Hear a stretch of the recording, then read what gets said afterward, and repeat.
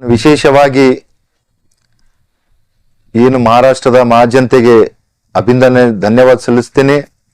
ಏಕೆಂತಂದ್ರೆ ಇವತ್ತೇನು 2024ರ ಒಂದು ಅಸೆಂಬ್ಲಿ ಸಾರ್ವತ್ರಿಕ ಚುನಾವಣೆಯಲ್ಲಿ ಇವತ್ತೇನು ನಮ್ಮ NDA ಅಭ್ಯರ್ಥಿಗಳನ್ನು ಹೆಚ್ಚಿನ ಸಂಖ್ಯೆಯಲ್ಲಿ ಗೆಲ್ಲಿಸಿದರ, ಅದಕ್ಕಾಗಿ ನಾವು ಹುಮ್ನಾಬಾದ್ ಮತಕ್ಷೇತ್ರದ ಶಾಸಕನಾಗಿ ಹಾಗೂ ಇಲ್ಲಿನ ಕ್ಷೇತ್ರದ ಮಹಾಜನತೆ ಪರವಾಗಿ ಇನ್ನೊಮ್ಮೆ ಅವರಿಗೆ ಅಭಿನಂದನೆ ಸಲ್ಲಿಸುತ್ತಾ, ಅದರಂತೆ ಇವತ್ತು ನಾವು ನೋಡ್ಬೋದು ಇಡೀ ದೇಶದಲ್ಲೇ ಒಂದು ಮೋದಿಯವರ ಒಂದು ನೇತೃತ್ವದಲ್ಲಿ ನಮ್ಮ ಭಾರತೀಯ ಜನತಾ ಪಕ್ಷ ಎಲ್ಲಾ ರಾಜ್ಯಗಳಲ್ಲಿ ಕೂಡ ಗೆಲ್ಕೊಂಡು ಬರ್ತಾ ಇದೆ. ಅದರಂತೆ ಇವತ್ತ ನಮ್ಮ ಮಹಾರಾಷ್ಟ್ರದಲ್ಲಿ ಕೂಡ ನಮ್ಮ NDA ಸರ್ಕಾರ ರಚನೆ ಆಗ್ತಾ ಇದೆ.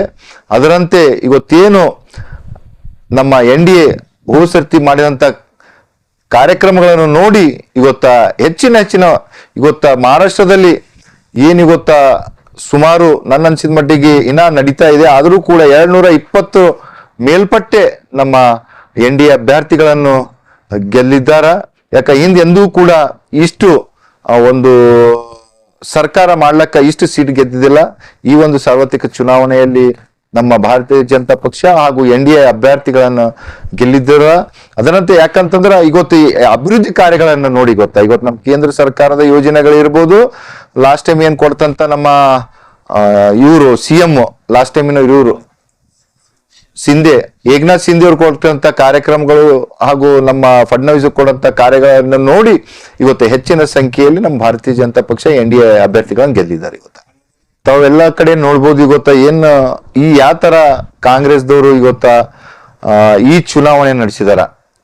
ನಾನು ಇವತ್ತು ಯಾವುದೇ ಪಕ್ಷದವ್ರು ಇರ್ಲಿ ಗೆದ್ದಿಲ್ಲಿ, ಆದ್ರೆ ಗೆದ್ದಂತ ಮೂವರಿಗೂ ಕೂಡ ನಾನು ಅಭಿನಂದನೆ ಸಲ್ಲಿಸುತ್ತಾ, ಇವತ್ತೇನು ಈ ಒಂದು 3 ಚುನಾವಣೆ ಬೈ ಎಲೆಕ್ಷನ್ಸ್ ಏನಾಗಿದೆ, ಇವತ್ತು ಶಿಗ್ಗಾಂವಿ, ಸೊಂಡೂರು ಮತ್ತು ಚನ್ನಪಟ್ಟಣ, ಇಲ್ಲಿ 3 ಕಡೆ ಇವತ್ತೇನು ಇವ್ರ ಸರ್ಕಾರದ ಒಂದು ದುಡ್ಡು ಹಂಚಿ ಅವ್ರು ಗೆದ್ದಿಲ್ಲ ಕಾರಣ ಅಂತ ನಾನು ಹೇಳಕ್ ಇಚ್ಛೆ ಪಡ್ತೀನಿ.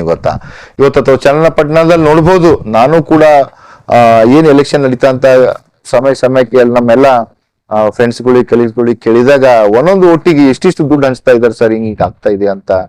ಅಷ್ಟು ದುಡ್ಡಿನ ಹೊಳೆನೆ ಹರಿಸಿ ಗೆದ್ದಿದಾರ. ಅದಕ್ಕಾಗಿ ಇವತ್ತೇನು ಜನರು ತೀರ್ಪು ಕೊಟ್ಟಿದಾರ, ನಾವು ಅದಕ್ಕೆ ತೆಲಿವಾಗಿ ಇದು ಮಾಡ್ಕೊಂಡು ಹೋಗಿ. ಈಗ ತಾವು ನೋಡಿ ಗ್ಯಾರಂಟಿ ಯೋಜನೆ ಕೊಟ್ಟಿದ್ದು ನಾವು ಸ್ವಾಗತ ಮಾಡ್ತೇವೆ, ಯಾವುದೂ ಕೂಡ ಇಲ್ಲ, ಸರಿಯಾಗಿ ಸಮರ್ಪಣೆ ಮಾಡ್ತಾ ಇಲ್ಲ ಅಂತ ನಮ್ದು ಒಂದು.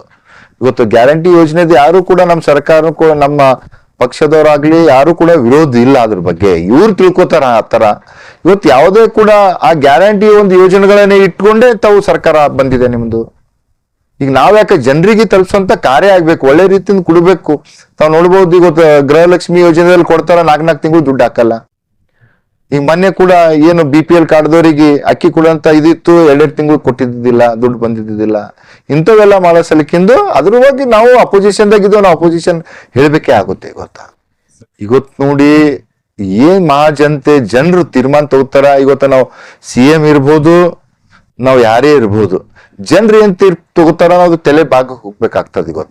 ಇವತ್ತು ತಾವು ನೋಡ್ಬೋದು, ಸಿದ್ದರಾಮಯ್ಯ ಅವ್ರು ಸೋತಿದಾರ, ಇಂದಿರಾ ಗಾಂಧಿ ಅವ್ರು ಸೋತಿದ್ರು, ರಾಹುಲ್ ಗಾಂಧಿ ಅವ್ರು ಸೋತಿದ್ರು, ಎಲ್ಲ ಘಟನೆ ಸೋಲ್ತಾರ. ಇದಕ್ಕೇನು ಇವ್ರ ಮಗನೇ ಇದ್ದಾಗ ಗೆದಿಬೇಕು, ಇವ್ರ ಮಗನೇ ಸೋಲ್ಬೇಕಂತೇನಿಲ್ಲ.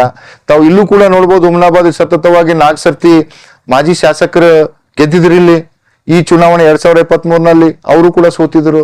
ಇದು ಸೋಲು ಗೆದ್ದಿ ಯಾವುದೂ ಇದಿಲ್ಲ ಮುಖ್ಯ. ಇವತ್ತೇನ್ ನಾವು ಗೆದ್ದಿನ ಮೇಲೆ ಏನ್ ಕಾರ್ಯ ಮಾಡ್ತೀವೋ ಅದು ಬಹಳ ಮುಖ್ಯ ಇದೆ.